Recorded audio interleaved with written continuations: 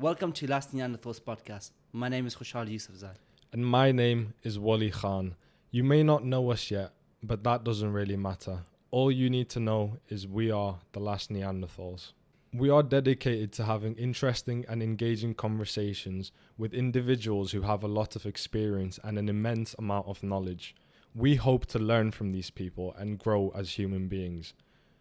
We want you to listen and grow with us too. So come along the journey and evolve with us. In today's episode, we spoke to Ravinol Chambers. He shared with us his journey of becoming a monk.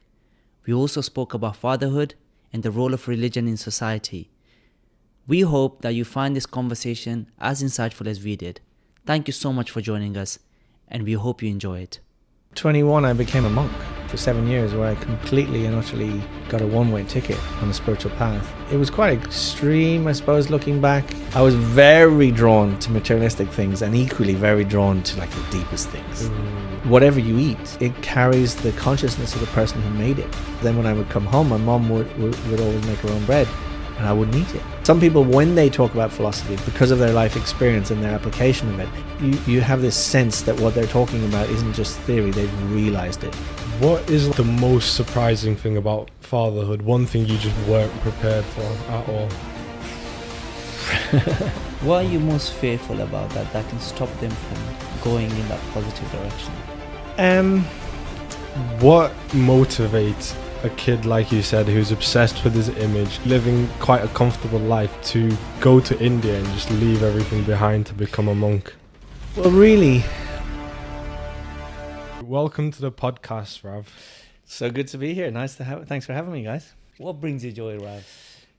Okay, at the moment, what really brings me joy is digging deeper as a dad and working through the sometimes difficult stuff to really connect with my two sons and really try and support them to grow up to be emotionally grounded and positive little guys. Like that's kind of hard work at times when kids are growing up, but it brings me a lot of joy to do it. What are you most fearful about that can stop them from going in that positive direction? Well, it's interesting because the fearfulness, when we're fearful about our friends, our kids, whatever it might be, our tendency is to jump in and try and solve it for them. And so it's almost, what I'm fearful about is how I might actually not help them by being fearful myself. If you know what I mean. Because it's easy to be fearful about stuff. There's so many things to be fearful about, right? Oh, are they going to make friends? Are they going to be, how's their mental health? Are they going to do well? You think about so many different things. But what I'm kind of working on at the moment is, how do I make sure that my fearfulness doesn't make me act in a certain way, even with good intentions, that actually might not be helpful for them. That's very interesting, because in our culture especially, it's very much like, okay, this is bad, don't do that. Stop it. Whereas I think we had a conversation with you before the podcast we did, where you spoke about a way of raising your kids where it's more like encouraging. I forgot what you called it. Declarative language, wasn't it? Yeah. Could you please tell us more about that? Yeah, I mean, I'm not an expert on it, but I'll explain a little bit. So my wife, I'm blessed because she is a trained primary school teacher. She studied in Cambridge to do her PGCE. And they were always, so she has this sort of approach where it's not just about teaching, but like always trying to further your knowledge and look into the research and move the field forwards. So with our kids, she does the same thing with parenting. So she's always trying to like learn, different techniques to support them. And one of the things she shared with me a while back was declarative language. So instead of saying, let's say our Tina's parents or their grandparents, so we call them nana nanny, right? So instead of saying, like, if they come over to the house and the boys are doing something, it's like, oh, quickly, nana nanny here, make sure you go and say hello to them, do this, do that, telling them all the things to do. So in a way, then they're just having to, like, it's a bombardment on them, and also then you're not allowing them the space to learn to do those behaviors intrinsically from themselves. So declarative language says you just declare the facts. So you literally just say, oh, Nan and Nanny are here, and leave the space, right? And then but the fear is that they'll just ignore them and just be busy doing what they're doing. So you're sort of making sure that doesn't happen by just micromanaging them the whole way to tell them what to do, right? Whereas if you leave the space, even if they don't do it this time, you know, like the thing is, these are not quick fixes, but they're gradual. What you're doing is you're allowing the space for them to go, they look up and see them and go, oh, hi, Nana Nanny, and get up themselves and walk over and do it. That's a far better outcome because they've done it, rather than just, So another way along this line of thinking that you could do it is like you could leave it at that moment, and then later you could have a conversation, and you could, have an exploratory conversation with them around, like, what do you think when we have guests or when people come over, like how do you think we should greet them and stuff, and then let them. And people, whether it's staff, whether it's team members, whether it's kids, if you give them the chance, and they can come to the conclusion themselves, so much more powerful than being told. But sometimes, so someone may not be acting in the way that we think they ought, or they might, but then if you kind of draw attention to it, but not in a shameful way, and give them the space, they might go, yeah, well, actually, it would be much nicer, wouldn't it, if we got up and did that, and went and met them. Do you know what I mean? Yeah. So it's, it's not. You may still have the same objective or outcome that you would like, but just a different way of doing it. Yeah, it's more of like a long-term approach, isn't it? Yeah, it's more, and also I think what I've learning about it is it's more with their best interests at heart, rather than just making them look good, or making like. And really, who's that for? It's not for them, it's for you. Yeah. You know what I mean? I'm gonna bait out my dad, Zia, because whenever we have guests, Ato is, he doesn't really go down and see them, and my dad would like tell him, no, go make sure you, basically not the approach that the declarative language approach. And then this one time he went downstairs and he literally asked them, when are you guys going to leave? Ato said. We were like, oh, why? And once he shouted, why do we always have guests over? Wow. He was young. You're right. Yeah. So, because he was forced into basically seeing them, if he felt like we were restricting his freedom. Yeah. So, well, he's obviously doing something that he's interested in upstairs and he wants to get back to and stuff. No, I mean, it's the thing is that it's a learning curve for, like, I mean, just because I've shared those things with you doesn't mean that, like, we get all these things right every time either. Yeah. But we're just trying to learn these things. And like, sometimes you don't really, all parents have the same kind of best intentions. And until you know a better way, you're just going to use the best way that you know. Yeah. So it's not that it's wrong or bad. It's just about always wanting to try and learn, Really. And then on fatherhood, what is like the most surprising thing about fatherhood? One thing you just weren't prepared for at all?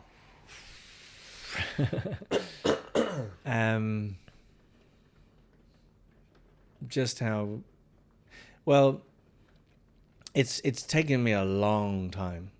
I mean, now to be prepared. I think, I was prepared in the sense that I wanted to. I mean, we became parents by choice, but, and I kind of almost put it together with being in a relationship as well, like, fatherhood and being in a marriage. It's like, it's just kind of getting your head around that you have a responsibility to someone else apart from just yourself. Even though of course I mean, you're going through all the motions, you're doing all the things, but to deeply kind of come to terms with that reality and then embrace it and and take it seriously and do it well. That for me took time. I see. Because I don't know why, but I've always thought that it was kind of a switch. Like when you have a kid, you just have a switch and you realize, okay, like I've got to be different now. But from what you're saying, it seems like it's more of like a gradual. Well, it's going to be different for everyone. You know, it's when I say gradual, it's like you can still click the switch. But it's just that, you know, it's like a light that takes 10 years to fully come on. You've clicked the switch.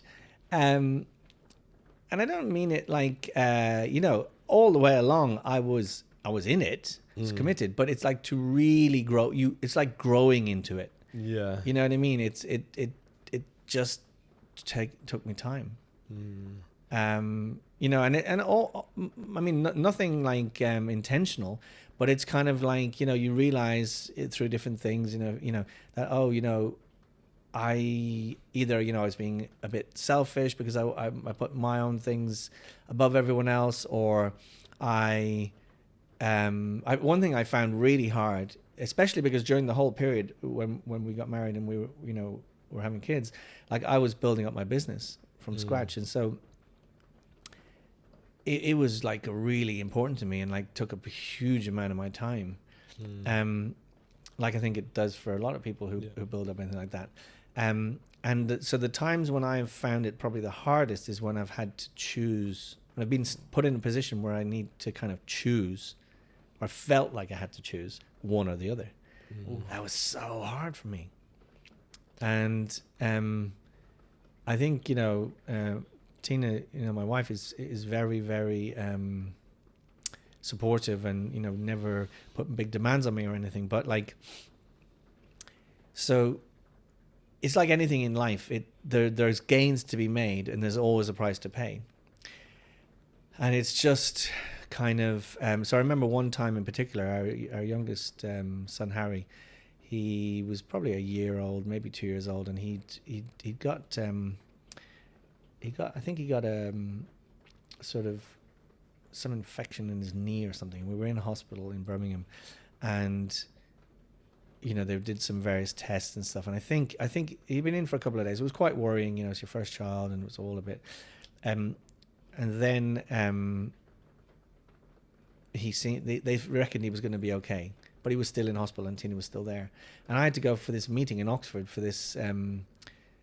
With these big shots, like, you know, it was like a real potential big thing for me, and I just was feeling completely torn. Like one part of me was like, I need to be here with them and make sure everything's okay, but the other part of me was like, but I can't. I've got to go and do this thing. And unfortunately, because I was feeling such a conflict within me, sometimes that can be perceived by the family that you see them as a nuisance. Because you really want to do this other thing, but they're in the way. Now that isn't how you feel. You know, it almost feels like an impossible situation you're in. But I left and I went and did the meeting, and nothing came up from it in the end. And actually realized, like, actually I could have just said I can't come to the meeting, but like I'll follow up with them afterwards, and, you know. And I think these are some of the things you learn. Because sometimes it seems like life or death, or you've got to do it, but actually, you know, there could be another way around it. And actually, the price to pay was that, even though in my head I kind of thought, well, they're okay, and they were, but it was more the moral support, or the kind of the sense of them, me not seeing it through to the end and really making sure that they were okay. Do you know what I mean? Yeah. So it's stuff like that. It's sort of to get priorities. It's like figuring out, like, actually your partner or your kids, the most important thing more than anything else is that they feel supported, and they know that you, and even if you have to go now, like now I might have to go, but it will be different. Like before I was in conflict, so I was kind of almost the vibe or the energy was like, I've got to get out of here because I'm feeling stuck. Right? Whereas now it's like, no, I really do have to do this thing. But I'm just going to let you know, and I'm going to give you a hug, and I'm here for you, and it's, you know, it's all good. And sort of taking away the conflict or the tension, and just kind of owning it and sort of if that makes sense. So I think when you're in that, when I was feeling guilty, you see, because I knew I had to leave, I was feeling so guilty. Then this is an interesting thing of the two sides of any coin. Because I'm feeling guilty, which is because I care, I might appear like I don't care.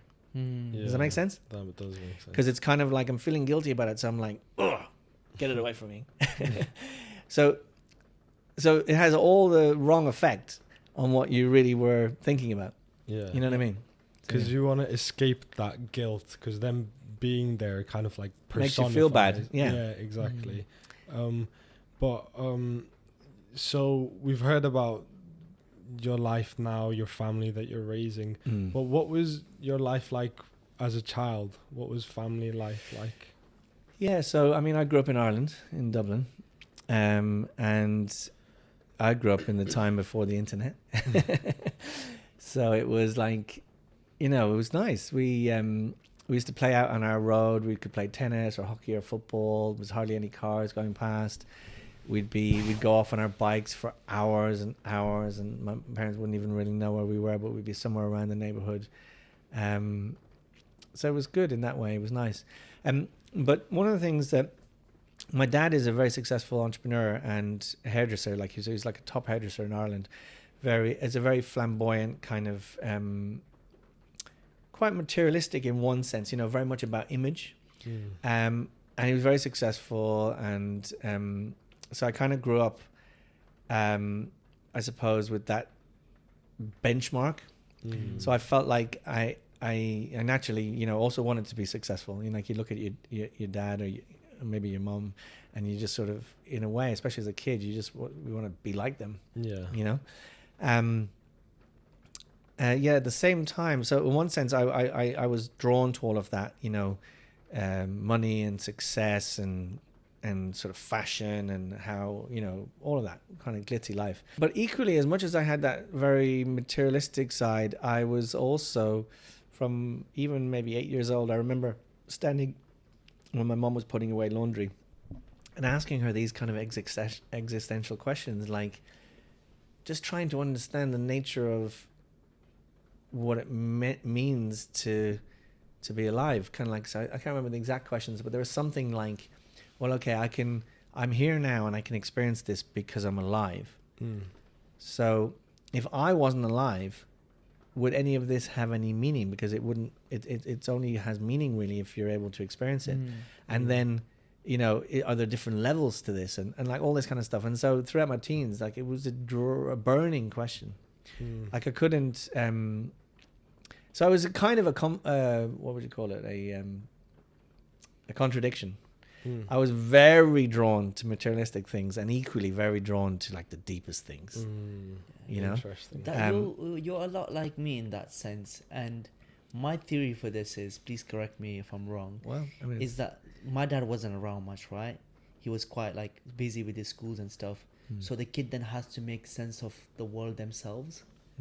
So you don't get as programmed as much as a parent constantly guiding you through steps, right? Trying to teach you every single thing. So you lose that ability to think for yourself. And even though you might be thinking wild things, but your imagination is quite vast. What do you think? I don't know. I think every situation is, is different. I mean, well, tell me more for you. So growing up, did you, were you spending a lot of time in your own company, thinking about stuff, dreaming about stuff? What was it like for you? Yes, I did actually. I mean, I was quite an introvert, right? I didn't really like, my friends would sometimes make fun of me that, oh, you're very girly because you don't leave the house much. And, I would go out, it would work. I would end up going out, but because my dad wasn't around much, because he was doing activism in school and all that stuff, right? That I feel like I had to make sense of a lot of the things I saw in the world myself, which made me a very deep thinker. But then again, it was like a double-edged sword. That meant that I was living less and thinking a lot more. So you then get So you were in your head a lot. I was in my head a lot. I mean, I've only gotten recently out of my head. And I mean, it's not like you're out. But you do it through training, right? And physicality. Training, conversations with people like yourself, learning more about the importance of presence. things of that nature, meditation. I pray as well. Mm. Try to. I mean, I'm not that consistent with it, Mm. but with those things, because I feel like I wasted so many years of my life just thinking. Yeah. Yeah. Yeah, I think we can definitely overthink. I mean, for sure. And if you're just left with thinking, you have to have some.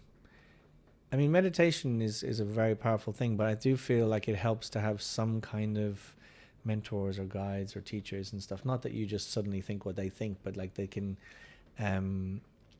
It's kind of like if they can just sort of steer you a little bit or guide you or point you.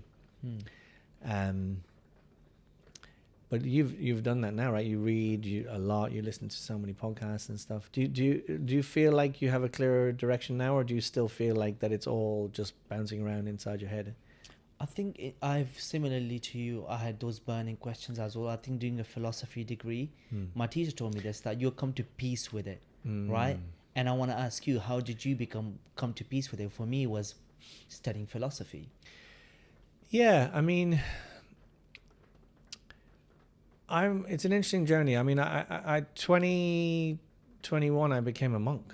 I mean, for 7 years, where I completely and utterly got a one-way ticket to, on a spiritual path, and it was quite extreme, I suppose, looking back.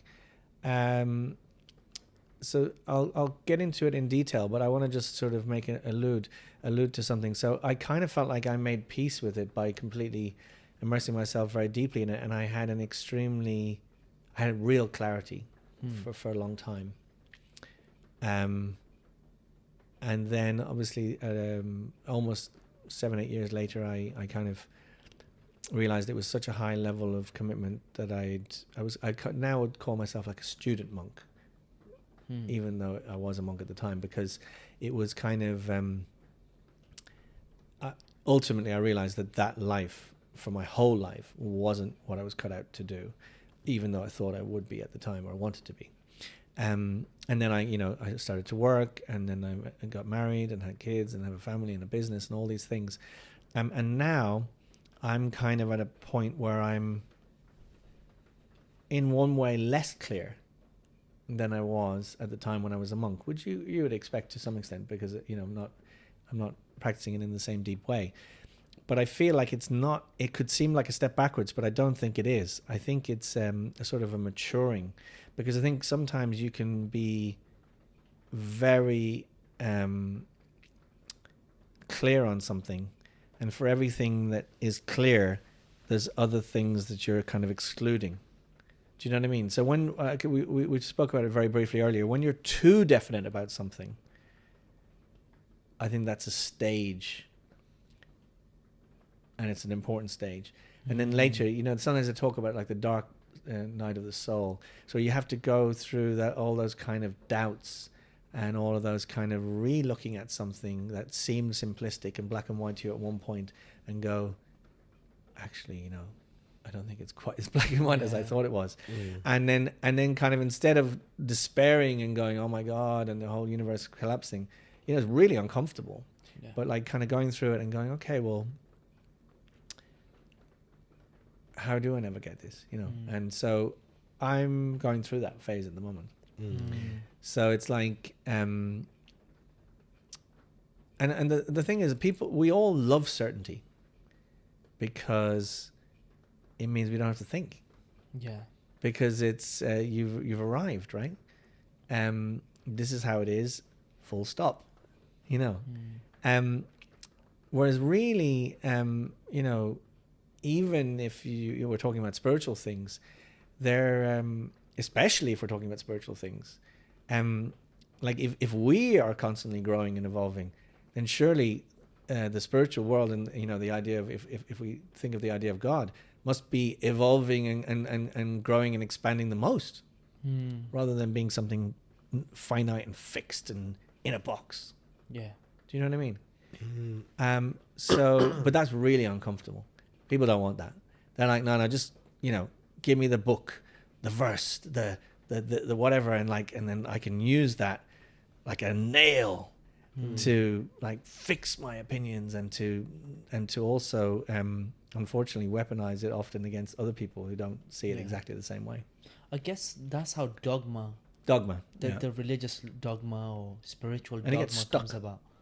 Yeah, because you feel comfortable with what you believe about the world, like, and then when something radical happens, let's say something radical does happen, then your whole worldview, and you just go, it just changes, and you go to these identity crises, and you go into deep depression, because for so long you have believed one thing, or you just choose to stay ignorant, when clearly you should look more into how you believe and how you think about the world.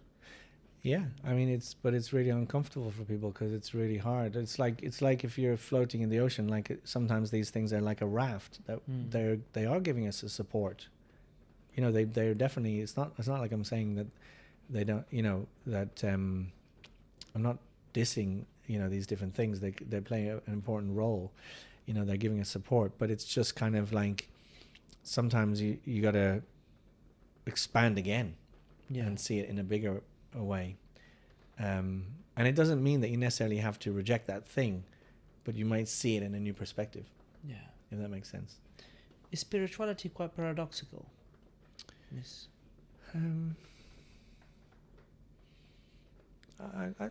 Perhaps. I mean, I think there's a lot of different ways of seeing it. Like, unfortunately, when spirituality becomes, it can be seen in different ways. I think some of the stereotypes are that it's an escapist route, which it can be.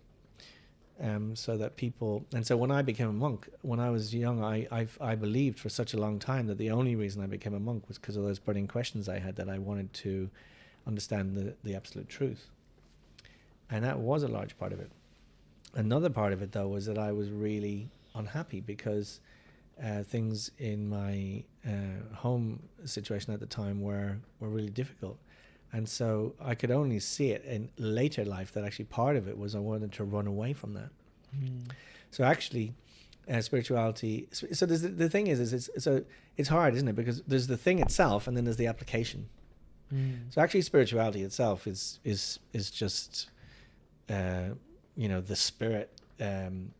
And actually, that's funny, isn't it? Because even when you say the spirit, so sometimes to some people that's means something spirits and ghouls and goblins, and it's all scary. But when we're talking about when I use it, I mean like the soul, the life force, the divine spark within all of us. That's what I mean when I think of spirit and spirituality. And so actually, how could there be anything but good about it? But it's then when we interface with it. It's then where the different so it's like you may have something pure like say milk or something like that, and then if there's even a tiny drop of ink in it, all of us it's still milk, but actually it's completely changed, isn't it? Do you know what I mean? So like when we connect with something like spirituality, the way in which we do that, or whatever we bring to it, or our own ideas or our own baggage or our own motivations or whatever, is now what we see as spirituality in all of those shades of color in the world. And then we judge it by those shades of color when it's mixed up with the different people who practice it. Do you know what I mean? Yeah. So actually so sometimes people are practicing spirituality to escape. Sometimes they're doing it because it's just a kind of a cool lifestyle, or it's a way of, feeling better about yourself, or sometimes, unfortunately, feeling better than other people or whatever. So it's hard to judge. Do you see what I'm getting at? No, like the thing itself is one thing, but then how it shows up in the world, depending on who's doing it, is different.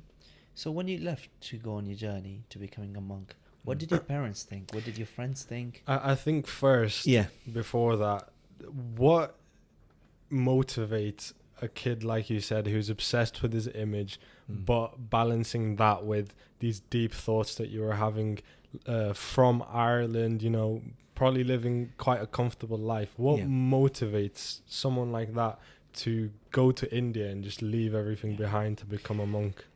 Well, really, I used to go on Sundays. They have a thing all around the world in the temples that were part of the organization that I got involved with, and they call it the Sunday feast. So they have like a vegetarian feast, music, chanting, a philosophical talk, and sometimes they might do dramas or different things.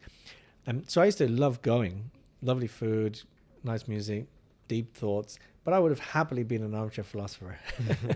Very happily. So I would have happily kind of had, my whatever life I would have pursued, probably would have tried to be successful, but I would have enjoyed being able to sit around with my mates and, like we did in our teens, and like look up at the stars and kind of, talk about philosophy and the universe, and they would have been very happily done that.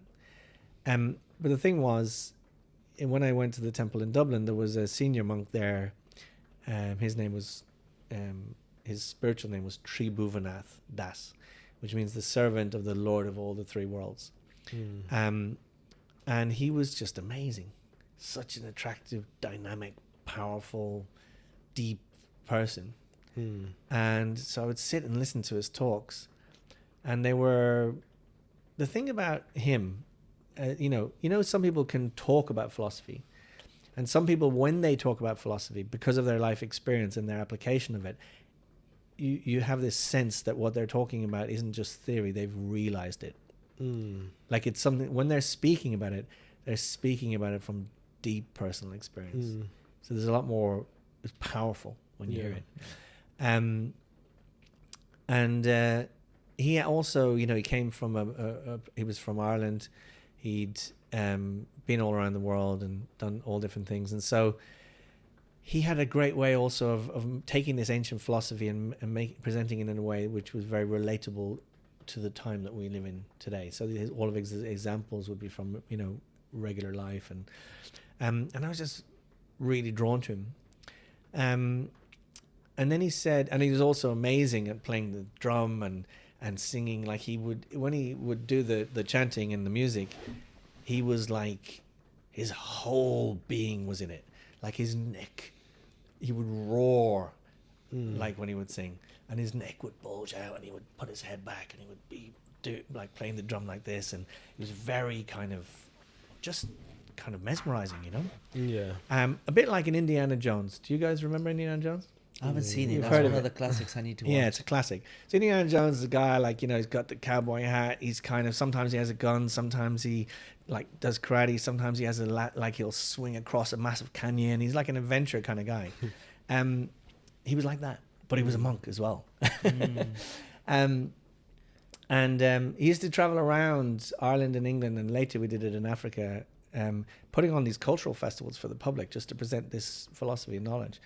And anyway, one day he was talking to me and he said, I've just been traveling here, I've just been traveling there. And I was like, oh, okay. And he said, if I'd thought of it, you could have come with me. That was it. Light bulb. I just went, really? Well, I could travel around with you. And he was like, yeah. I was like, that was it. I just decided to do it. And then I was with him. I was pretty much like his right-hand man. He completely trusted me. He knew I could get stuff done. He would just get me to do stuff, and like I was very dynamic then, like I suppose just like I was later, but I was busy and I was intensely focused, but I was doing it all alongside studying and the knowledge and like meditating and stuff. As a sort of, the idea is that you engage all your mind, body, and senses and your intelligence, but you do it with the goal of trying to connect with the Supreme and ultimately try and do it as an offering of love. Rather than I could have been doing all the same things and busy, just doing it to try and make a better life just for myself. Yeah. Which is nothing wrong with that. I think that's important. There's nothing wrong with that. But it's just like, we see it a lot with extremely successful and rich people. Not all of them, but because there are some, we see that example. After you've met your own needs and then your family's needs, and you can help other people because whether they're people that you vibe with or that are part of something that you're part of, or your country or whatever. Like when it gets to a certain point, like when you expand that circle out and out and out and out, where do you get to eventually? You get to God, right? And so the point, I suppose, is rather than have to wait until you've done all those things, is like why not try and connect and plug into, so that language is a very powerful thing. So if I say God and all, like start talking like that, then people will think it's all about religion and stuff. But let me just use some different language for a second, just to kind of explain the same thing. But like, why not plug into that relationship, that energy, that potency, that power, that potential source now, even while you're building all these other things. You don't have to be a rich person like to have a relationship with the Supreme. Like, you can just be a very simple person and never do anything amazing in the world, and already in a way you've got the best thing just by having that. You know what I mean? So in a way, it's not counterproductive to materialism, because actually, in one sense, nothing is material. It's material if you see it as being a separate thing from the Supreme, because then it sort of just is what it is. It's like, we even use the term dead matter, right? Whereas if you see it as if there is a Supreme, then everything is coming from them, even all of this so-called material stuff. That's very beautifully put. And you know, indigenous culture, like, it's called animism, I think. They see everything as alive. So there's a lot more respect for nature. There's a lot more respect for everything, rather than like a means to an end. Yes. So Definitely. you know, it will resolve a lot of issues that we're facing, global warming, or you know, crony capitalism, where we treat things with a lot more respect. We do things in a sustainable way. When we want to bring tourism and things of that nature, that we're not destroying nature while trying to basically meet our own needs. Yeah, exactly that. It's, you know, if you see everything as divine, then you still, you know, you there's nothing wrong with trying to meet your own needs. Of course, it's in our inherent nature to try and meet our own needs, but you want to do it in a way that doesn't necessarily in an adverse way affect other people, and is sustainable. I mean, we hear sustainability now, the word, in terms of, you know, materials and, like, you know, global warming and stuff. But when something is really sustainable, it means it can go on forever and it's not going to have a bad effect. Exactly. So they call it the gift economy. I forgot about the... Yeah, there's also circular economy, Yes. gift economy, like where...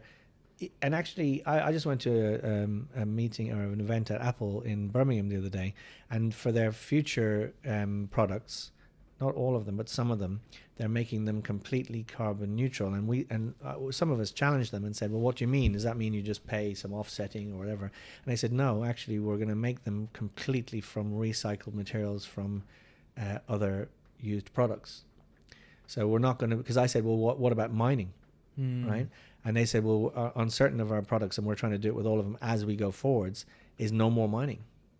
So we're going to get like nickel and gold and copper and whatever we need from stuff that already exists that's being thrown away or not used. Yeah. So, I mean, you know, obviously a lot of mining's already happened, but, you know, like if we can get to that point where, you know, the stuff that I was going to say need, but really that we want, is from recycled materials and is no longer kind of taking out the resources from the earth and whatever, then it's a step in the right direction, I think. Yeah, 100%. And then, so going back, how did your parents react? Sorry, yeah. So my dad is, you know, is a very free spirit, a very, he was quite excited about it. He Really? thought that, yeah. So he thought, you know, this is great. The first time I saw them after I kind of joined was at this festival that we were putting on, I think in Cork or Kerry in the west of Ireland, and my parents came and my dad, you know, so what the music and the devotional music, they call it kirtan. And it can get very lively and people get up and dance, and, you know, and so my dad was up, you know, it was the first time I had the robes on and I had my head shaved, and I was dancing in the crowd with the guests and everything, and my dad was getting in there and like dancing with us and everything, and he was enjoying it. So he was quite excited about it, because he felt like I was following a calling, or like, you know, something I really wanted to do, and he's an individualist in that sense. My mum was a bit more... it wasn't that she didn't want me to do what I wanted, but she was just a bit worried, I suppose, a little bit. I think understandably as well, like, you know, and a bit kind of, and also naturally, you know, thought, you know, she was going to miss me, and, you know, maybe she's not going to see me as much, which was true. And I'll just give you an example of kind of dogma, or kind of, you know, even in any spirituality, it can be there. Like I had this, I'd learned this idea that, you know, like, whatever you eat, any food, it carries the consciousness of the person who made it. So as monks, we only ate food that we were prepared. Oh, interesting. Do you see what I mean? Because Yeah. you only want to have food from people who are trying to evolve themselves like in a deep way. And so, but the thing about that was then when I would come home, my mom would always make her own bread and I wouldn't eat it. Do you know what I mean? It's quite intense, isn't it? Yeah. And it was kind of like, well, no, because like, I mean, just imagine how I can understand now. At the time, I was like, you know, hardcore. You know, I was just like, no, I can't eat anything that you've made. You know, I suppose sometimes they say it's like when a tree is very small and it's growing, you have to put a protective cover around it until it gets strong. So maybe I was like it is a bit fanatical because you're kind of trying to apply a new way of life that you sort of maybe have a bit of that protective rails around you. But actually I can see now that was like, must have been extremely hurtful for my mom and it was probably a bit over the top, you know, you know, so it's that rigid thinking, you know. I think with a lot of us at this age, we believe things so strongly and we think we're like so right on everything. How do you think people go from being like that to then just being more well-rounded and like rational people where you can consider other points of views? Yeah, it's a good question. I mean, the thing is like, because I'm super guilty of it, like myself growing up, like I think it's an inherent thing. Like, just even like just saying, well, I just want to know the truth. That means that when you arrive at whatever you think is the truth, that you think that's going to be the end. Do you see what I mean? Yeah. And also, it's kind of like, I'm not saying that there's no objective truth, but in a way, maybe there isn't. You know what I mean? In a sense, so it's the idea that there is a definitive truth that makes us so definite when we think we found it. See what I mean? Yeah. So like, for example, and not just that it's definitive and it's the truth, but everything else is not the truth. Therefore, I can destroy it. Yeah. You know what I mean? So, I mean, you know, I suppose all you need to do is just think about, was there ever a time where you thought you were completely definite about something and then you realized, you know, you didn't have the full picture, or you weren't quite right, or it was your bias, or you rushed in, or even just something as stupid as you said, no, I definitely know that I left it on that table. And you have a massive argument with someone, right? You definitely did it. And then you realize actually you were wrong. You made a mistake. So do you know what I mean? So you just have to realize that actually like being definite about stuff is a risk as well, because 100%. You know what I mean? So you can have strong opinions about things and you can say that I'm passionate about this because that's what I believe at the moment, or, you know, from what I understand. But I feel like you've got to see, people use this term sometimes like about humility. Humility means accepting that you could be wrong. Yeah. Yes. You know what I mean? That doesn't mean you aren't still like clear on what you feel and you think, but you have to accept that you might be wrong. Yeah. We had a conversation recently, kind of along these lines, where, for example, with me, I understand my knowledge is very limited, so I tend to always say, I think, even if I'm very sure of something, I tend to say, I think this is the case. But then there is a bit of an issue with that because people listen to confident people. They do. If you say something wrong, but you say it confidently, people will believe you. But if you say something that is correct, but you say, oh, I think it might be like this, no one's going to take you 100% seriously. 100%. Yeah, 100%. I think about this a lot too. In that kind of case, you make a very good point. I think maybe the culture needs to change, where, you know, we need to question ourselves more, think again about what we believe. And I feel like that's what the education system is lacking. It's like we're not quite educated about like our emotions. Like, why do we want certainty in ourselves? Is it really productive? Do you need to go and find this objective truth or this end goal and then it's a happy ever after? Like, I feel like, I don't know where this stems from, but it's like we've been sold this lie, or we sell ourselves this lie. We buy into that it. We buy into it, right? Like, I mean, a lot of advertising, like L'Oreal, right? Oh, you're worth it. It's like, if you don't have their cream, then you're not worth it, right? It's like this, like, oh, you need this. Everyone's telling you need this, and then your life is going to be all happy ever after. There is nothing in life that will give you that guarantee, and the only certainty is uncertainty. Yeah, certainty. One certainty is death as well. Yeah. Well, you know, death could. It's yes, not it's now they said at certain, the but end. It could be beginning of Yeah, life. exactly. So people. It's definitely we going to happen. spoke about this yesterday. Like, people, like, reject the idea of afterlife. Like, they're like, oh, no way there can be afterlife. But there's a life before death. So how are you so confident that there won't be one after?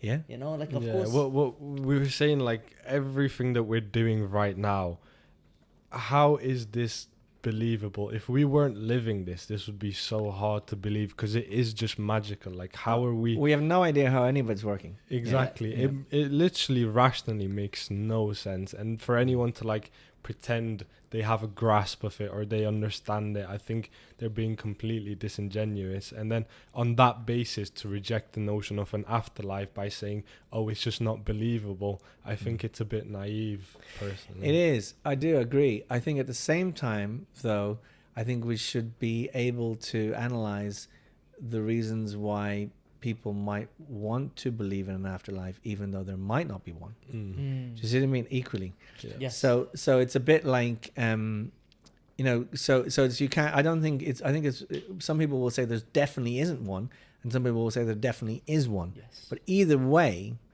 we don't really know. Exactly. So you know, if you go, are you so definite that there is one because you really need there to be one, otherwise you're going to fall apart, Yeah. then you need to examine that for yourself. Yeah. You can say, I want there to be one. I think there could possibly be one. I would love if there was one. Yeah. Do you know what I mean? Yeah, exactly. Like, Um, I believe there is an afterlife, but I don't know there is, and I can't prove there is. yeah. In the same way, you may not believe there is an afterlife, but you can't disprove No. that there is one either. Yeah. And equally, like, in a weird way, like, if you imagine those two people having the argument, if they're both heavily invested, you got to think, well, why are you so invested? One of you doesn't believe there is, one of you does. Yeah, That's it. exactly. Like, it's cool. Exactly. You know what I mean? It's like, why do I need to convince you, or you convince me? Yeah, exactly. Yeah. I've seen a lot of these arguments based on, like, there being a God or not, and people say, oh, there is a burden of proof if you believe in God to prove that there is a God. But it might, like, I'm not trying to convince you of anything. Like, I'm just telling you I believe in God. I'm not saying you should believe in God or believe in God or I'm going to beat you up. I'm just saying this is what I believe. So there is no burden of proof unless I'm trying to convert you. Yeah, Which, exactly. And if you think about it too, I mean, obviously, you know, this is not the way that most traditions will present it, but this is what I mean, where I'm going through this whole thing. Like, I'm just starting to think to myself, and I'm not saying this that I would presume that I would know how God would think, because obviously I couldn't. But equally, if God is a person, then you just think, sometimes I'm having questions like, why the hell would they do it like that? Like, why? Like, that is just so weird. Like, so it's like, oh, you know, you're all eternally part and parcel of me, and you're going to be in this sort of experience, in this situation, and some of you are just going to, you know, if you don't, like, obey and bow down and, like, you know, get all scared of me and stuff, then you're going to go to hell forever. I mean, you're like, geez, I don't know if it doesn't really sound like that much fun knowing you anyway. You're such a, like, tyrant. Do you know what I mean? It's like, what, you know, like, it's like, wow, you know, imagine that was a normal person. You'd be like, no, I'm not even sure that doesn't sound like such a nice person. Do you know what I mean? Yeah. So why, if they're the supreme person and they're not, do you know what I mean? Yeah, Like, it's, you know. I think, like you said, it's just so difficult to truly understand God and, like, truly understand the intentions or anything like that. So that's why I don't think we should make any, like, we shouldn't jump to any conclusions, which, like, most religious people do. I think we're so limited in what we understand and what we know. It would be like telling a cat to like do algebra. Yeah, such a difference for sure. But equally though, I think sometimes, one of the things, so there's that, 100% agree. But at the same time, I think there's so much gets passed through that is actually not good thinking, because people are not allowed to use common sense when it comes to religion. Yeah. Do you know what I mean? Sometimes you just need to be able to look at something and go, that's just not right. Yeah. No, it doesn't matter what book, or, whatever you can quote about it or anything else.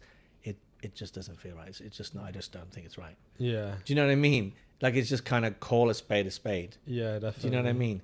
And if you're not allowed to do that, then that's a very horrible feeling, to be in a situation where you're sort of, because of the structure of a certain thing that you are being told you have to do it a certain way, but so many cells in your body are screaming out, "No, this just isn't right." Yeah. You've got to listen to that.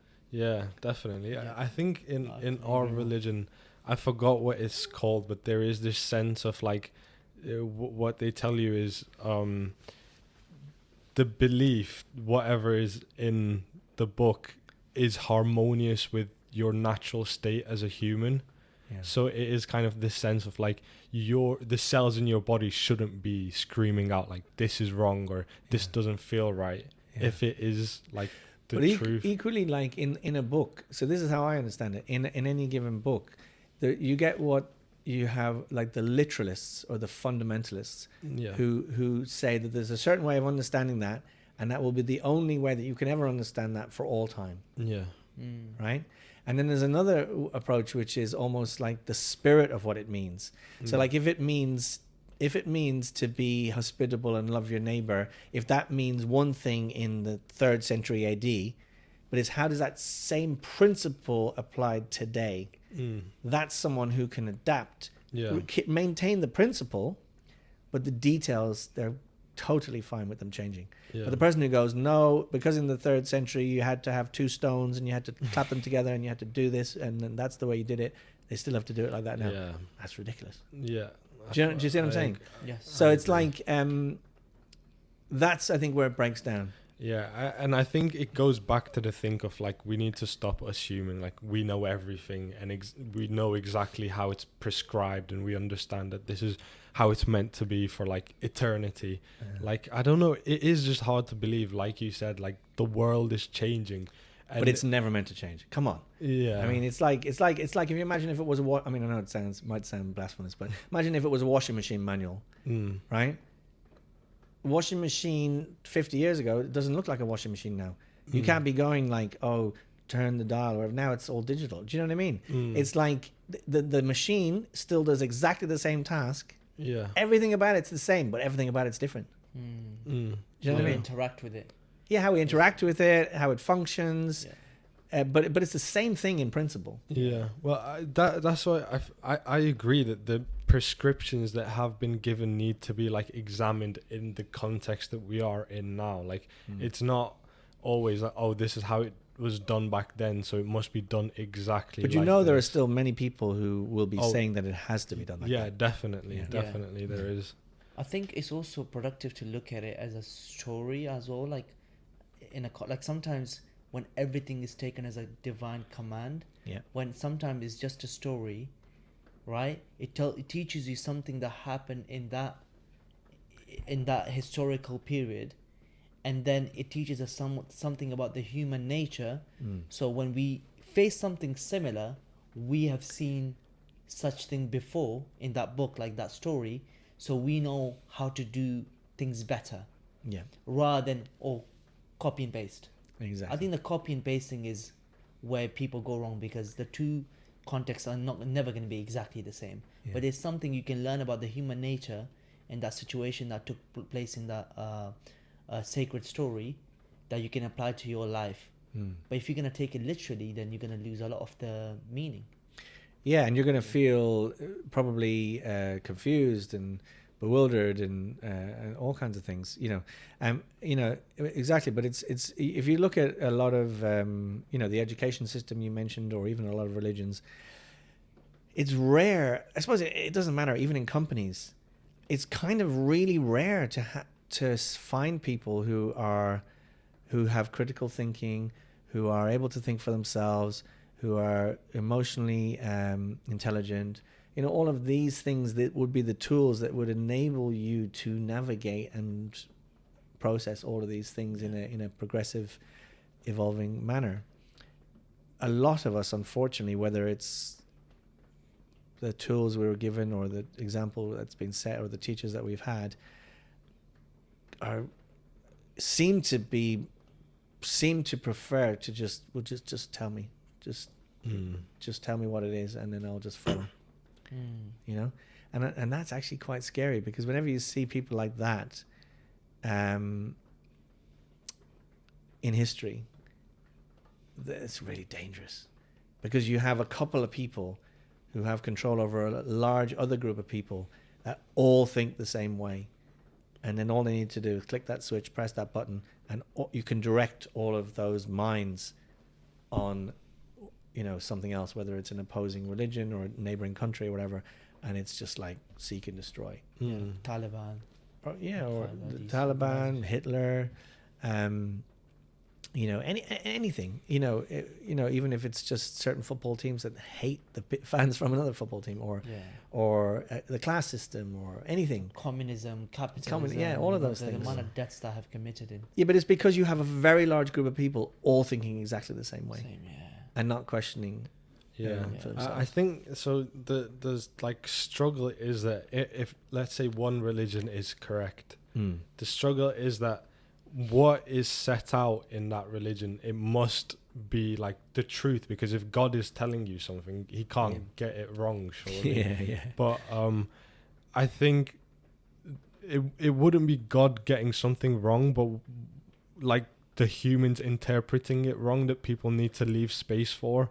Like if someone is questioning something, it's not because they're saying, oh, God is wrong, God doesn't know what he's doing, but more so that the humans who have interpreted this may not have interpreted it in the right way, because they're humans just like me. If I can look at this and form my own opinions, why must I 100% concede that their opinions are right without at least engaging with them first and explaining, like, this is what I think. Maybe they are right, but if I haven't given my own opinions, then surely I can't truly believe what they're telling me if I don't understand where it comes from. And also if you haven't addressed all of your own doubts about it, if you just take it on. But the thing with that that's interesting is that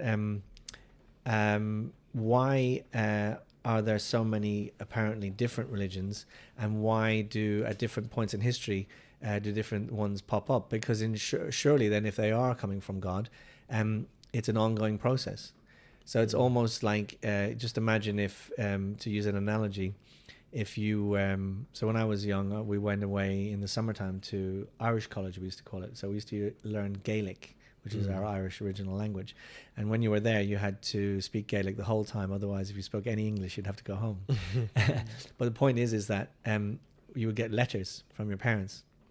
So if you imagine that different religions or different books or different texts or whatever are like letters from God, what are you saying? He's only going to write one ever?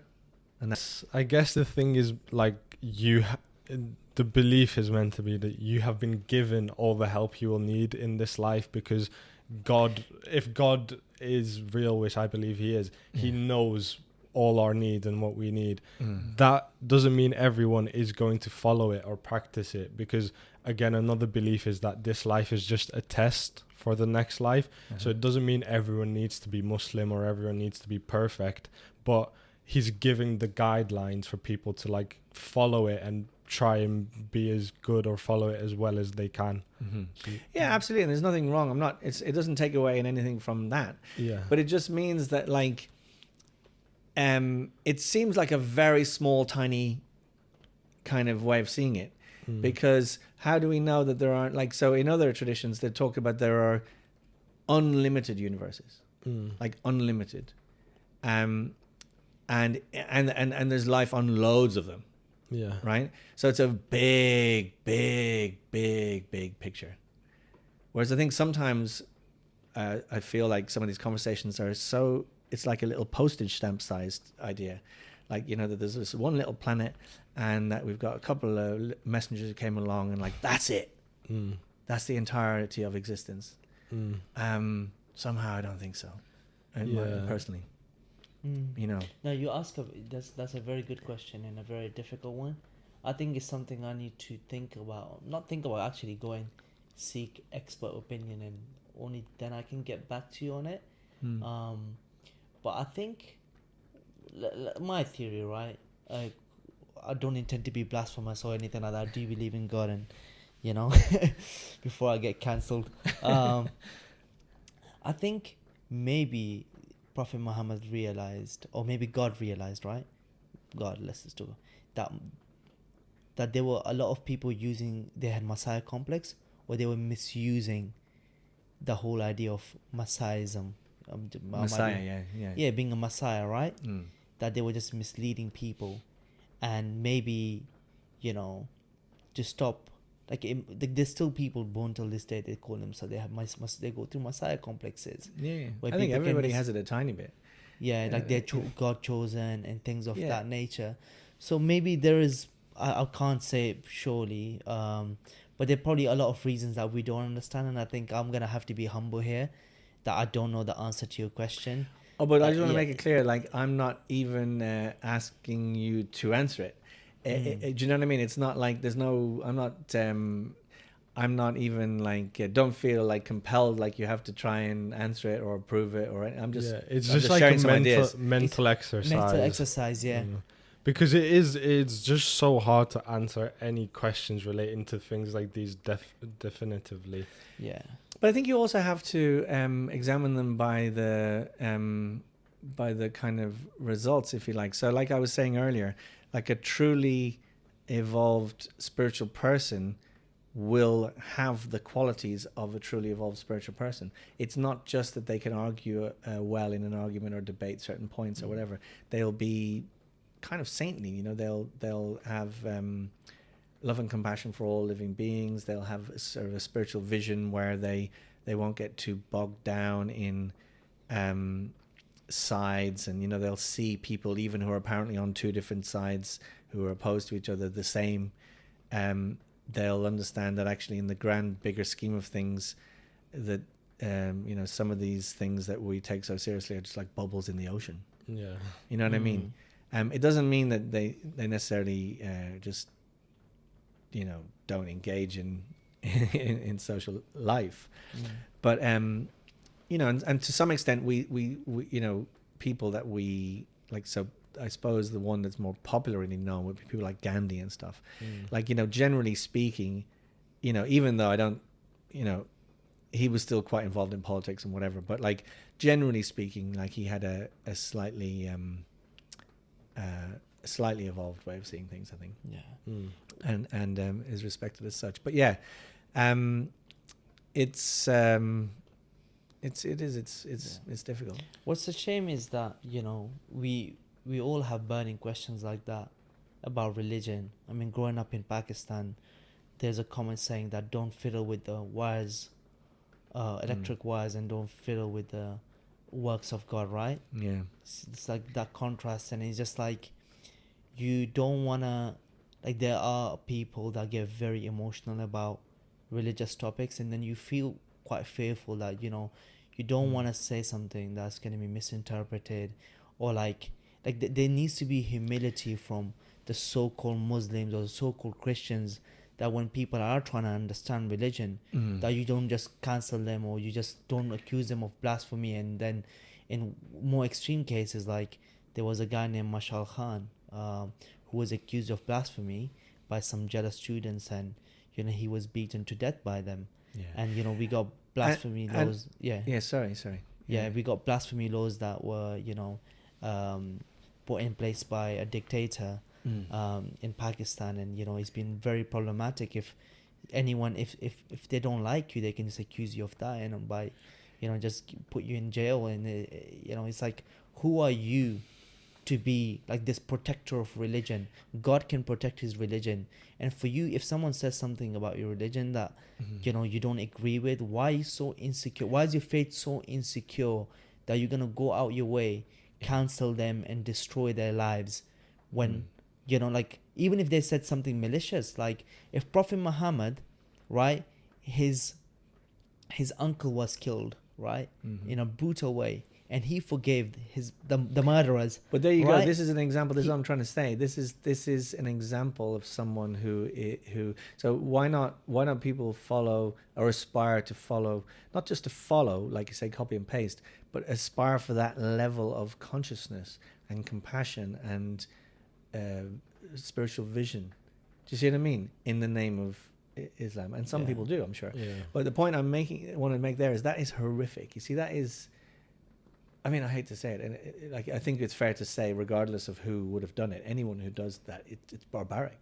Yeah. I mean, and actually, like you say, exactly, this is what I mean when you can apply it back to common sense. I love the word you use. It's like, imagine if I said to you something like, "Oh, I don't like your hair," and you wanted to kill me because of that. That would show the signs of someone who's highly insecure, Yeah. right?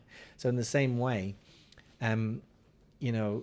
if God is real, then do you really think that even if people, I mean, imagine if a human like Prophet Muhammad or somebody like that is able to take on, the godly enough qualities to be able to have compassion for someone who's against him, and God can't. God would want you to kill someone who says something. God's like the massive, biggest, most evolved, person. He's going to go like, oh, I have compassion for that person. They're obviously really suffering. They're struggling. They've got this crippled mindedness that they're, angry, or they're this or they're that. Like a parent, you're just going to love your child, and you're not going to go kill them. I mean, it's So anyway, but the point being that it is not a that I think in any tradition, whatever the tradition, if that is the consciousness of the followers, then I don't think it's. I think this is the problem. When you can add in, so if you take out the God part, and you saw that behavior, you would say this is the worst, the lowest of behavior. But just because you can bring God into it is a justification. So I now, feel like generally people still do, even when God is involved. I think generally overwhelmingly most people condemn that sort of behavior. I think it is like but a unfortunately, small because the people who are doing it are so justified in the name of doing it in God. Now, I'll let you in on a secret here. This is where I feel like we all have to take our own responsibility. When we buy into this idea of a definite truth, inherent in that is the potential to do that thing that those people are doing. There is a risk. No, because you're so sure that you can justify anything. Yeah. And that's the bit where, so in other words, like sometimes people might say, oh, I feel really cheated because I joined something and, they told me this, that, and the other. And then, and you could go, okay, well, you can blame them. Or what about you blame the thing inside of you that wanted to believe it? Because it fulfilled some need for you, that you could feel like I'm one of the chosen ones, or I'm one of the ones who's found the truth, or I'm one of the whatever. Yeah. Do you know what I mean? Yeah. So you can blame the thing, or you can actually think, well, no, I wanted to believe that. Yeah. And I You see what I think mean? those people, let's say, if they inherently, like in their heart, not inherently, but let's say if they got evil intentions, right? I don't think, like you said, spirituality is this pure thing, and then we have added ink to it, right? Islam in itself is pure. Yeah. It talks about peace, but then there are people that have malicious in, they want to meet their own ends, right? Like they wanna get something out of it. It might be power. But if they like do it in the name of Islam, then unfortunately Islam then gets colored by that thing. Exactly, and that's the issue. But the thing is, it's like not an Islam issue. It's an internal ego problem, or it's where we're internally broken. But then, I mean, there are a lot of Muslims that they speak about peace. My father, I mean, if you were to say, oh, Muslim people don't encourage their daughters to, let's say, education, all of these, I mean, there are billions of us, and they do. Yeah, they do. That's just not the truth. Like, it's 0.001% of them are radical, but the way media portrays things is like, oh, all of Islam is bad. But unfortunately, the problem, and I've seen this in my own tradition too, is that even though it may be a minority, because there's a verse somewhere in the scriptures that very clearly in black and white says the terrible thing, then it is hard to defend it. You see, you could say, well, only a small percentage of people are using it in that way. But someone else can go, yeah, but it says it. It's there. It's there. So how do you... I think the issue for us is, especially in Pakistan, the Quran is written in Arabic, and almost no one speaks Arabic. They can recite Arabic, but they don't understand what it says. So they just get told, this is what it says in the Quran, you have to do this, but they have no understanding of what it actually says, whether it says that or not. So they believe things basically blindly based on like what a few scholars have said, because they're the only ones who can understand Arabic. And if those people have their own agenda to push forward, then like you get in a very tricky situation. And I think obviously I'm Muslim, so I believe my religion is correct. I don't know it is, but I believe it is. And I truly believe there is not anything that is like in the Quran which is like, in when you have the full context, actually a bad thing. Like people point to certain verses where they're saying, oh, kill all the non-believers and stuff like that, but they take it out of context. Like, for example, the context of that was they were in a war with people who were non-believers, so he was saying... Well, there's a good example of a context of a sentence that's said in a specific time, place, and circumstance. If you now take that for all time, then you have to keep killing the non-believers forever. Exactly. Do you see what I mean? That's like saying, sorry, but it's almost like saying, oh, go down to the shops and get me some milk today, because I need some milk today. Yeah. And now that's like some holy thing that you have to do that. Exactly. And another interesting point is the extremists, so let's say the Taliban, for example, will interpret that to say, oh yeah, kill all the non-believers today as well. And so will the right-wing people who hate Islam. Like, both of these two groups will interpret it in the same way because they have their own political agenda to push forward. But if you fully read the context, it is very clear that it is just referring to the other militants in that battle, because in Islam it also differentiates between non-combatants and combatants, and clearly states you can never kill non-combatants. And someone who is fighting with you, in the middle of fighting, if they drop their sword, drop their gun, they become a non-combatant, so you can't even kill them. So it's very explicit. And this is why I said, like, if you have the full context of the religion, if you read everything, have a holistic picture, I truly believe it is like a good thing. Yes, and that's with all religions, I think. And even in like secular ideologies, communism is great ideology. But then you look at Stalin, he absolutely manipulated it. I think people just like, religion's got a bad name, but I mean, evil has been done in the name of capitalism, communism. Don't just single one thing out, because like you said, it benefits them economically. Like this whole clash of civilization, that it's the West against the Muslim empire, that actually Huntington wrote about. This called Huntington thesis. He says that in future the wars won't be political and economical, they will be cultural and ideological, right? We're going to be fighting over that, which is not quite true, because people, if there's a cultural war or ideological war, it's because of power and money. It's very much political, and you have separated these civilizations, the world, into like 7 civilizations, where, you know, it's so like oversimplification, because within Muslim empires they have complex like conflicts on ideas, and they don't agree with each other. It's more complex than we think. And do you know who read Huntington thesis as well, who was a big fan of it? Osama bin Laden. Really? Yes. When the CIA looked at his archive, he loved the West versus the East, and he loved this stuff. And when you read his war declaration, the similar things, it's literally a photocopy of what Huntington thesis. And guess who benefits from this?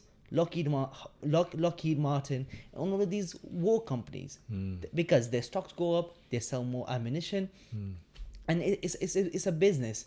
And unfortunately, in the midst of it, religion gets a bad reputation, or even these good secular ideology like capitalism, communism, all of these, there's a lot of good in these things. There's a lot of good in Christianity, a lot of good in Judaism, but they all get neglected because we just pick out that one minority, feed it to the population. Islam's bad, jihad's bad, all of these things are bad. When we look at even the concept of jihad, when Prophet Muhammad, when they won a war, he told his soldiers that we want the small jihad.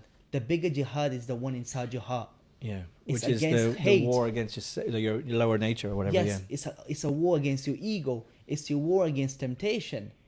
That's the greater jihad. See, You know? see, exactly. So the thing is that these principles are universal, because you don't have to be a Muslim to do that. So, for example, when you were saying there, like, and I know you didn't mean it in any way, but like my religion. So, like, I believe that actually you might have, again, forgive me for my sort of maybe silly examples, but like say you have shampoos. You go to the supermarket and there's like 20 different shampoos. They'll come in different shaped bottles. They'll be branded differently. They'll have different, maybe slightly different ingredients. But the key ingredient that will clean your hair is the same in all of them. Yeah. So in the same way, when we say my religion, it's like you say my football club. It's not that there aren't other football clubs. It's just that this is my one. Yeah. So actually, if you and it makes a lot more sense as well, that God will, because otherwise it means that like God only spoke to us. We spoke about this earlier, to a certain group of people in a certain place, whereas actually, in different ways, like whether you look at Aboriginals cultures, or if you look in any ancient culture, there'll be ways in which they understood God or they tried to connect with God. So it might be slightly different, and it may be the context may be different because the weather was different, or the cultural references might be different or whatever, but the basic principle is the same. And in the way you talked about like an internal personal jihad, you're not going to be able to cultivate higher thinking if you're too attached to thinking that's dragging you down, like too attached to your own selfish lusty desires or all these different things. It's not to shame those things, but like so I heard a lovely saying recently. Someone said, instead of calling, we use this word sinful, and then we get so ashamed around it, like as if I'm bad, I'm dirty or whatever. Just think of these, what that really means is things that are going to hold you back from growing. So immediately now there's so much less shame or weight to them. You just go, oh, if I did that thing, I'm just a human. I'm not a terrible person. I'm just a human. But if I continue to do that activity, it's not going to be helpful for you don't have to be a rocket scientist to figure that out. You know how it makes you feel afterwards, right? 100%. So now it's just more about like doing the inner work, and that's why. And there are also people who are totally not religious who are also, committed to personal development and doing the inner work and whatever else. So, so this is what I'm saying. It's sort of aiming the direction, but being less fanatical or attached to the prescription. And by that I mean is like, so that's what I'm saying. It doesn't mean there's not truth.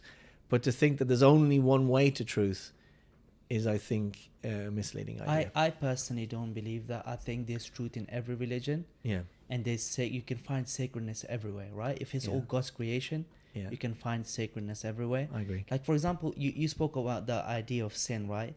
Initially, it was called, in Judaism, it's called khata. It's to miss the target, to miss the goal. Yeah. Right? So just keep trying.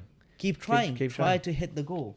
So that's how they look at it, and I think it's a very that definition khata. I like that. Right? Yeah. Is that the Hebrew word for it? Yes. That's really interesting because that's the same word in Pashto. Pashto. Is it? Yeah. Khata. Yeah. Yeah, it's a mistake. It's a mistake, and we are humans. We make mistakes. Yeah. So Khata. I don't know the exact pronunciation. But yeah, and I think there's truths in Christianity. Yeah. There's truths in Judaism. I mean, Abraham is father of all faith. We believe in Abraham. We believe in Moses. We believe in Jesus. Right? They are prophets. We can't, if I don't believe in Jesus, right? I'm not a true like Muslim by the scripture. And 100%. You gotta appreciate other religions, other truths, and you gotta be, even if you don't agree with it, let's say. Right? If there are new religions that are coming out and we think there is no Messiah after, You need to be able to have healthy disagreements, just like Prophet Muhammad did. He was able to, he disagreed with people, right? But he was able to have healthy disagreement with other people. He didn't pick up the sword and cut their head. That's not what he did. He was patient, and you know what? He will educate you, but he wouldn't do it in order to torment you or belittle you, right? If you asked him, he would educate you. Otherwise, he said it when they took over Mecca, right after, you know, the horrible things the Mecca people did to him in the past. He was like, do not force anyone into Islam.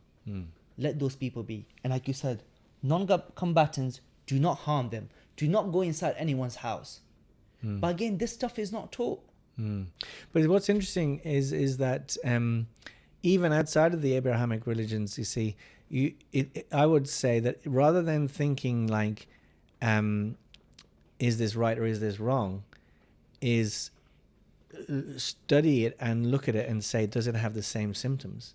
Because if it does, then you don't need to understand it fully. But like, so for example, like I say, if you have other traditions outside of those traditions that maybe you're not familiar with or whatever, but you can see that the people who are following them are becoming kind and empathic and saintly and whatever, then you can see that something is working.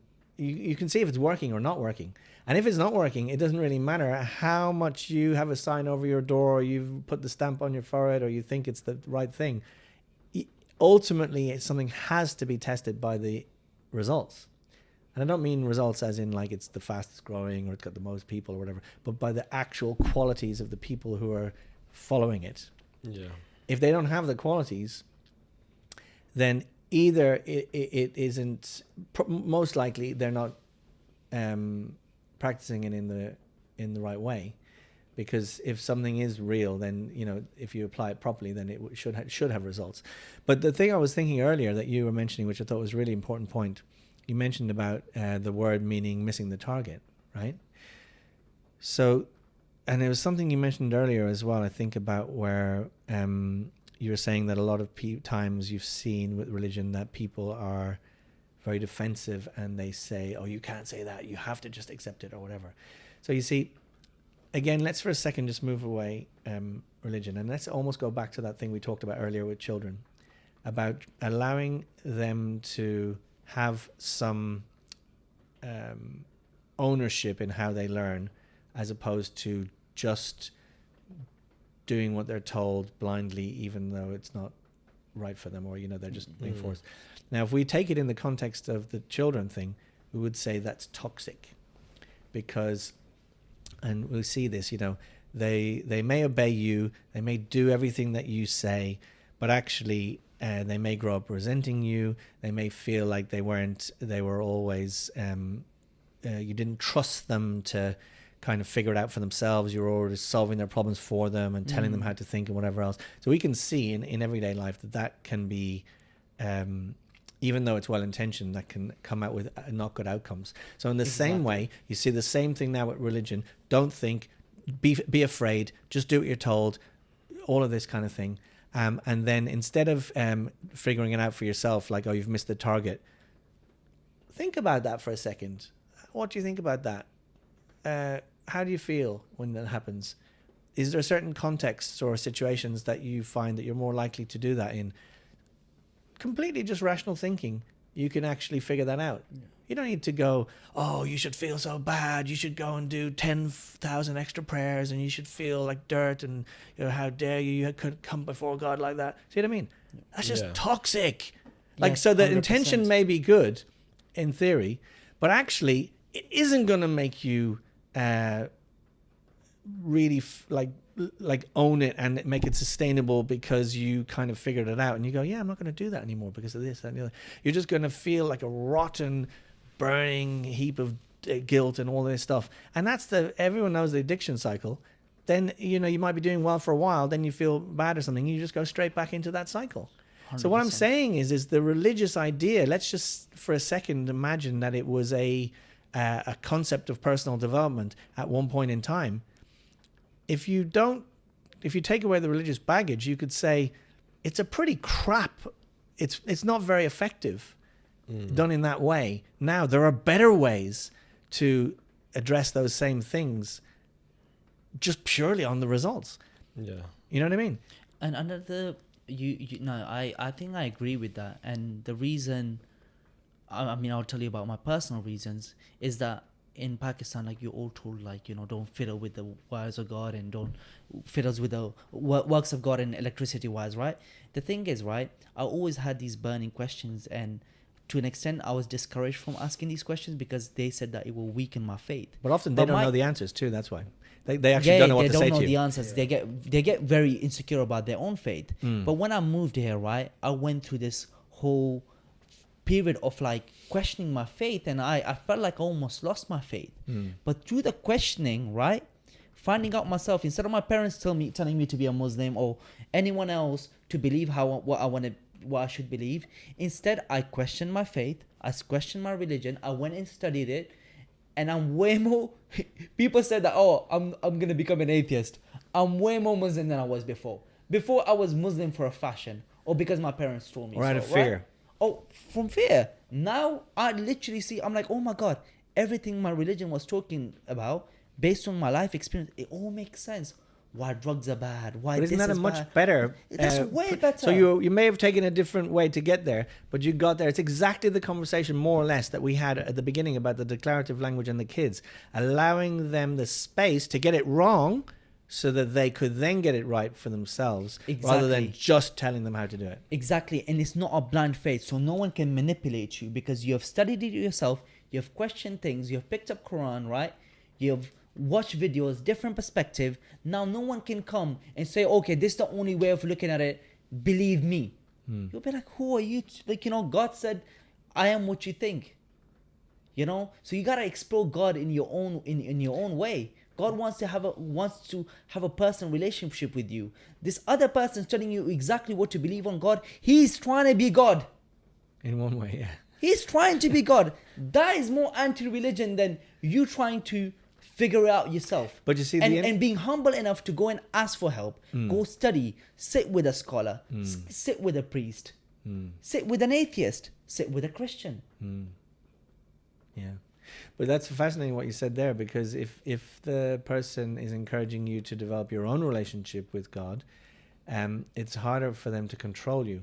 Whereas if they say to you, you can only understand your relationship through God through me, and that means that I tell you how to see it and understand it, then actually you know what I mean? There's a lot of control there. And every religion is vulnerable to it. Christianity, that has been misused. Of course. We look at the Dark Ages, and they were like, oh, pay us money and then you're gonna avoid purgatory, things of that nature. They've done it to Islam, they've done it to pretty much all religions.